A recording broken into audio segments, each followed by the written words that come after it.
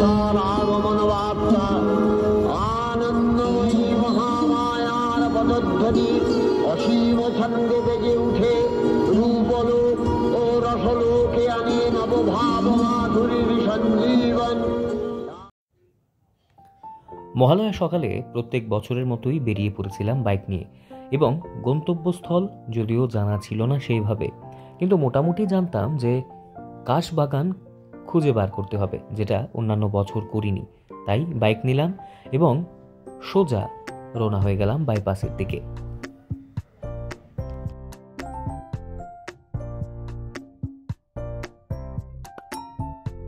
Bypass রাস্তা ধরে কিছুটা এগিয়ে গিয়ে একটা খুব সুন্দর কিন্তু ছোট্ট কাশবাগান পেলাম আমরা, এবং সেখানে গিয়ে দেখি ইতিমধ্যে প্রচুর মানুষ সেখানে রয়েছে।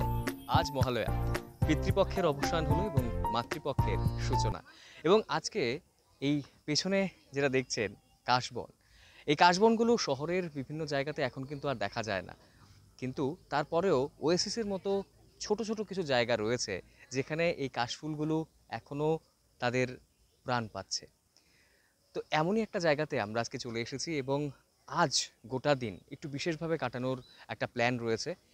অবশ্যই ক্লাবের পুজো বা অন্যান্য পুজোগুলোর দিকে আমরা যাব, কিন্তু তার আগে মূর্তিপাড়াতে কী রকমের প্রস্তুতি চলছে সেটা একটু দেখব, এবং কতটা তারা প্রস্তুত রয়েছেন। শেষতলির টান অবশ্যই চলছে, কারণ মূর্তিপাড়ায় যে প্রস্তুতি সেটা বহুদিন আগে থেকেই শুরু হয়ে গেছে, একেবারেই শেষের দিকে রয়েছে তাদের প্রস্তুতি। তাই কতটা রয়েছে, কতটা কি হয়েছে, পুরোটাই জানার চেষ্টা করব।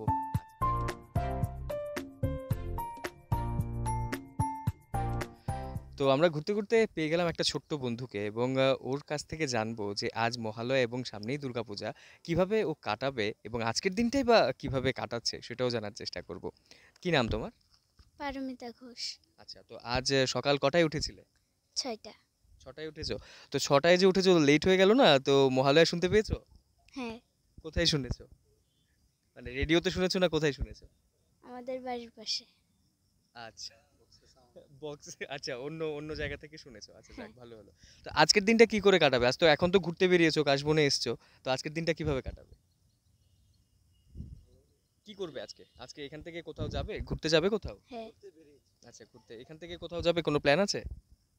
হ্যাঁ আছে। আচ্ছা, তো কি খাবে আজকের দিনটাতে, কি খাবে? বাড়িতে বাড়িতে খাওয়া দাওয়া হবে না বাইরে খাবে? বাইরে। বাইরে খাবে, বাহ, দারুণ। তো সামনে তো দুর্গাপূজা আসছে, জামা কটা হলো? একটা।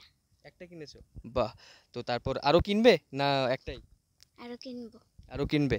তো এখন তো বাজারে ভিড় হয়ে যাচ্ছে, তো তাড়াতাড়ি কিনে নিলে ভালো না? হ্যাঁ, দুর্গাপূজার দিন কি কি, মানে কিভাবে কাটাবে, কিভাবে ঘুরবে, সকাল থেকে ঘুরবে নাকি শুধু রাতেই ঘুরবে? সকাল থেকে রাত অবধি। সকাল থেকে রাত অবধি, বাহ, এত এনার্জি থাকবে? হ্যাঁ, বাহ, দারুণ। আর খাওয়া দাওয়া বাইরেই হবে নিশ্চয়ই? হ্যাঁ, আচ্ছা, তো এখন যে ঘুরতে এসছো, এই যে কাশবনে ঘুরতে এসছো, এখানে কিরম লাগছে, কেমন লাগছে? ভালো লাগছে। খুব সুন্দর লাগছে? হ্যাঁ, ছবি তুলেছো? হ্যাঁ।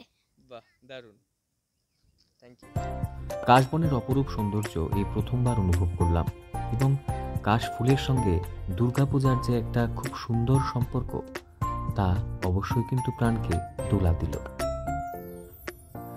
তারপর আমরা চলে গেলাম মূর্তিপাড়ায়। মূর্তিপাড়ায় গিয়ে দেখি প্রচুর দুর্গার মূর্তি তৈরি হয়ে আছে। শুধুমাত্র এবারে শেষ তুলির টান, শেষ কিছু শৃঙ্গার বাকি রয়েছে, এবং তারপরেই দেবী দুর্গা রওনা হয়ে যাবেন মণ্ডপে মণ্ডপে।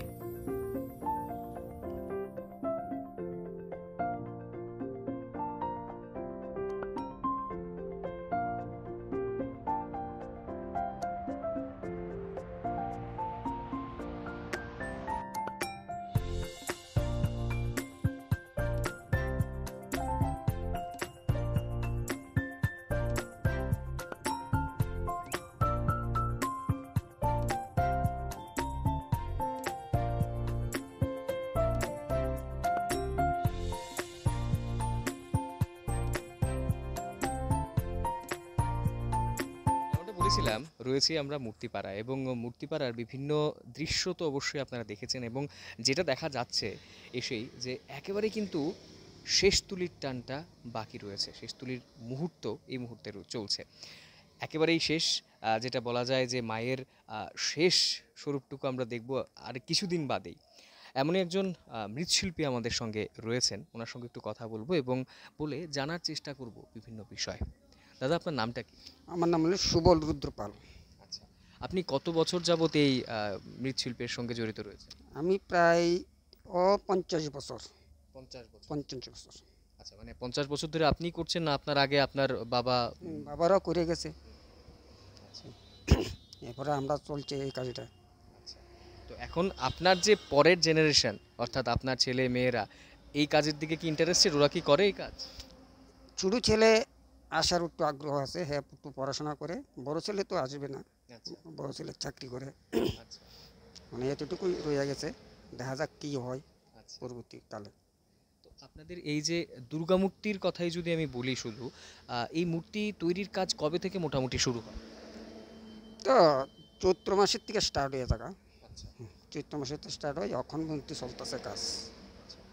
তো আর কদিনের মধ্যে এই যে মূর্তিগুলো আমরা দেখছি পেছনে, আর কদিনের মধ্যে এগুলো একেবারে মণ্ডপে যাওয়ার জন্য প্রস্তুত হয়ে যাবে? আর 2 দিন, 2 দিনের ভিতরে মোটামুটি কমপ্লিট হয়ে যাবে। আচ্ছা এর আগে একটা মূর্তি চলে গেল, প্রায় 4 দিন হয়েছে, আচ্ছা, 4 দিন আগে অলরেডি একটা চলে গেছে। চলে গেছে। আচ্ছা, তো এবারের যে পরিস্থিতি, আমরা জানি যে ত্রিপুরার বন্যা পরিস্থিতি কিছুদিন আগেই ছিল, তো এর ফলে কি আপনাদের কাজে কোনো ব্যাঘাত ঘটেছে বা কোনো অসুবিধার সৃষ্টি হয়েছে? বন্যাতে কিছু ক্ষতি হয়েছে, প্লাস অনেক দূর দূরত্বে যে কাস্টমারটি আওয়ার কথা আসলো, বন্যাতে ক্ষতি হনে কাস্টমারটি আইছে না, প্রচুর হয়েছে। মানে সেই জায়গাতে হয়তো পুজো হচ্ছে না সেভাবে। অনেকটি পুজো, বড় বড় পুজো হইতো, সেই জায়গায় ছোটো ছোটো পুজো করতেছে। তো সেই দিকে তাহলে মানে কিছুটা হলেও তো ক্ষতির সম্মুখীন আপনারা হচ্ছেন। অনেক হয়েছে, আমরা লস হয়ে গেল। তো এমনিতে গত বছর যে সময়ে আপনারা কাজ শুরু করতেন, এবছরও কি সেই সময় থেকেই করতে পেরেছেন, না বন্যা পরিস্থিতির জন্য কোনো এদিকে কোনো অসুবিধা হয়েছে? না, এমনি কোনো অসুবিধা হয়েছে না, শুধু বন্যাটাও একটু ক্ষতি করছে। ঠাকুর তো আগের থেকেই শুরু হয়ে যাবে বানানো, যে ঠাকুরটি বন্যার কারণে অনেক কাস্টমার আইছে না। আচ্ছা, আপনারা মূলত যদি বলি যে আপনার যে বানানো এই মূর্তিগুলো রয়েছে, কোথাও বাড়ির পুজোর জন্য যায় নাকি সেগুলো ক্লাবের জন্য যায়, কীরকম? ক্লাব আছে বেশিরভাগ, বাড়িঘরও আছে। আমি 27টা দুর্গা বানাইছি, এর ভিতরে বেশিরভাগই ক্লাব। তো আপনি দীর্ঘ 50 বছর ধরে এই কাজটা করে আসছেন, যদি একটু জিজ্ঞেস করি যে আপনার যে প্রফিট বা লাভ এই শিল্পের সঙ্গে জড়িয়ে আপনি যে এই দুর্গা মূর্তি বানাচ্ছেন বা বিভিন্ন মূর্তি বানাচ্ছেন, কতটা রয়েছে এবং কিভাবে সাস্টেইন করছেন এই বিষয়টা? লাভ তো বেশি হয় না, কোনো মতে দিন চলে। আর লোকজন লাগে, প্রচুর পরিমাণ লোক লাগে। 6জন 7জন কন্টিনিউ কাজ করে, তাদের দিয়ে টিয়ে সেরা বেশি টিকে না। তাই এটাও কি একটা কারণ মনে হয় যে আগামী প্রজন্ম, আপনার যে আগামী প্রজন্ম রয়েছে, তারা আসতে চায় না বা আসতে চাইছে না সেইভাবে, এটা কি একটা কারণ হতে পারে? অনেক মাটির কাজটা অনেকে করতেছে না, মানুষ ওখানে আছে ফেংসির দিকে চলতেছে। যারা ধরে তারা তো কাজ করিয়ে যাব, এটার লগে যারা যুক্ত হয়ে গেছে।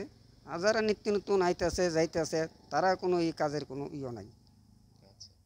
এইভাবে দুর্গা প্রতিমাগুলো বানাচ্ছেন, দুর্গা মূর্তির কথাই আমি বলছি, আপনি দীর্ঘদিন ধরে বানাচ্ছেন একটা মূর্তি, তারপর যখন এই মূর্তিগুলো চলে যায় মণ্ডপে, তখন আপনার মনের ভাবটা কীরকম থাকে? এই সময় তো কেমন কমু,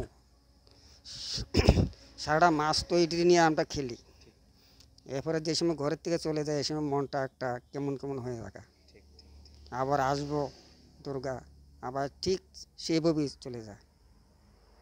মনটা কিছুটা হলেও ভারাক্রান্ত হয়ে যায়। অনেকক্ষণ কষ্ট লাগে।